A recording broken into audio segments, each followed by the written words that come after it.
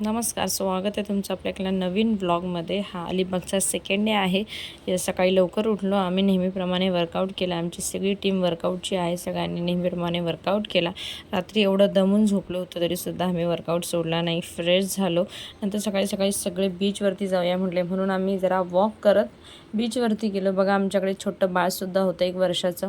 सगळे चालत चालत बीचवरती गेलो. एक रोडवरून येताना एक बैलगाडी दिसली. खरंच खूप दिवसांनी बैलगाडीचं दर्शन झालं.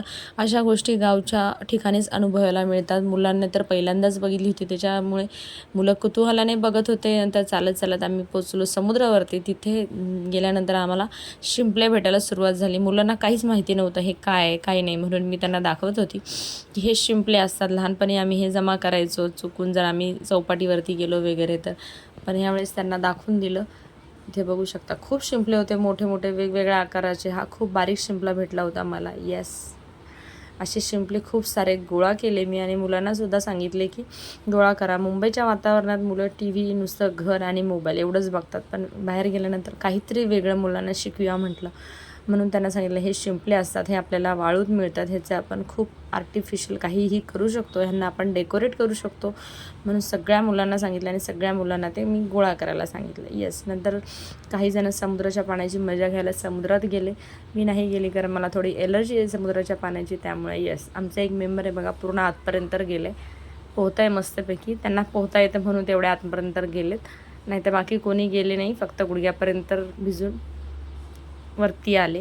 येस, बघा, मी शांत उभी राहून समुद्राच्या लाटांचा, हवेचा आनंद घेत होती. समुद्राच्या लाटा कशा संथ गतीने वाहत आहेत. खूप शांत वाटलं, छान वाटलं. मुंबईत रोज धकाधकीचं जीवन असतं. आपण घड्याळाच्या काठावर चालणारी मुंबई असते आपली. त्याच्यामुळे आपलं खूप लाईफ खूप हेक्टिक असतं रोज.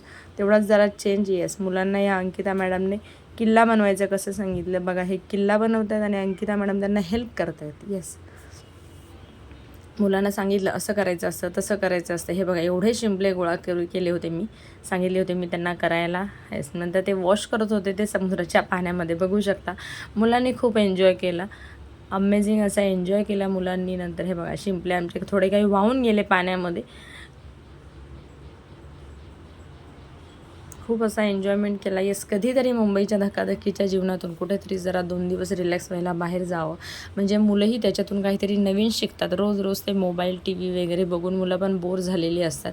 काहीतरी नवीन दिसलं की मुलं उत्साहाने करत असतात. उशीर होत होता, पण मुलं काही निघायचं नाव घेत नव्हती. त्यांना काहीतरी वेगळं भेटलं होतं खेळायला, त्याच्यामुळे ते पूर्ण खेळण्यात दंग झाले होते. येस, ह्या दोघी बघा समुद्रात चालल्यात. मला खूप फोर्स करत होत्या, पण मी नाही गेले. म्हटलं तुम्ही जावा, मी तुमचं व्हिडिओ शूटिंग करते.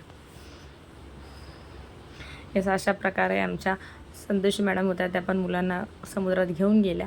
पण त्या थोड्याच समुद्रात घेऊन गेल्या, थोड्या अंतरावरती, आणि रिटर्न आल्या. येस, हा सगळा एन्जॉय केलेला आहे दुपारी मस्तपैकी. परत आम्ही हॉटेलवरती आलो, फ्रेश झालो, जेवण केलं आणि निघालो. हा नागाव बीच आहे बरं का. नागाव बीचवर तुम्ही बरेच जण गेले असाल. जर कोणी गेलं असेल तर मला कमेंटमध्ये नक्की सांगायचं आहे.